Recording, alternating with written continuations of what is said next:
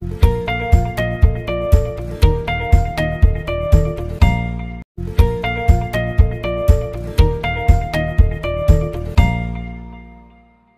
The lord. యేసుక్రీస్తు దివ్యనామంలో ఉదయకాల సమయంలో వాక్యము వీక్షించుచున్న మీ అందరికీ నా హృదయపూర్వక వందనాలు తెలియజేస్తున్నాను. ఒకప్పుడు భయంకరమైన పాపములో, భయంకరమైనటువంటి దుర్మార్గ జీవితములో, అక్రమములో, అవినీతిలో, అతిక్రమముల మధ్యలో జీవిస్తూ ఉన్నాం. అయితే దేవుడు తన అనాది కాల తీర్మానం ఏర్పాటును బట్టి మనలందరినీ దేవుడు తన కృపలో రక్షించుకున్నాడు. ప్రతిరోజు కూడా దేవుడిచ్చినటువంటి రక్షణకై దేవునికి మనం ఎంతైనా కృతజ్ఞతాస్తుతులు చెల్లింపబద్దులమై ఉన్నాం. విలాప వాక్యములు 3వ అధ్యాయం 58వ వచనముల నుండి దేవుడు ఈ ఉదయకాల సమయంలో ఒక మాటను జ్ఞాపకం చేస్తూ ఉన్నాడు. నా జీవమును విమోచించితివి. భక్తుడు అంటున్నాడు, నా జీవమును విమోచించావు. అవును, ఆయన జీవాన్ని మాత్రం కాదు, మన జీవాన్ని కూడా.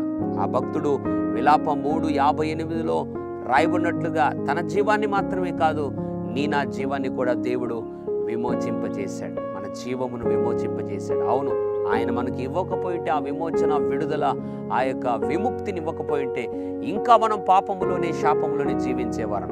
కాబట్టి ప్రతి ఉదయకాల సమయంలో దేవుడు విమోచించినటువంటి ఆ యొక్క విధానాన్ని జ్ఞాపకం చేసుకొని ప్రతి ఉదయం నీ ప్రార్థన సమయంలో నా జీవమును విమోచించినందుకు స్తోత్రం, నాకు రక్షణ ఇచ్చినందుకు స్తోత్రం అని దేవుణ్ణి మనం ఎంతైతే స్తుతించి, ఆరాధించి, గణపరిచే వారముగా ఉంటామో నిశ్చయముగా ఆధ్యాత్మిక జీవితంలో ఇంకా లోతైనటువంటి అనుభవాల్లోనికి వెళ్ళి బలమైనటువంటి స్థిరమైన ఆధ్యాత్మిక జీవితం కలిగిన వారమై జీవించబలుగుటకు దేవుడు ఎంతైనా కృపను అనుగ్రహిస్తాడు. ఉదయకాలం మరొకసారి దేవుడు జ్ఞాపకం చేస్తున్న అందరూ పలకండి, నా జీవమును విమోచింపజేసినందుకు స్తోత్రం అని పలకండి. నిశ్చయముగా దేవుడు ఇంకా నిన్ను ఆధ్యాత్మిక జీవితంలోనికి లోలోతులకి నడిపించి ఆయన మహిమ పొందును గాక. పరిశుద్ధుడా, ప్రేమగల తండ్రి, నీకు వందనాలు.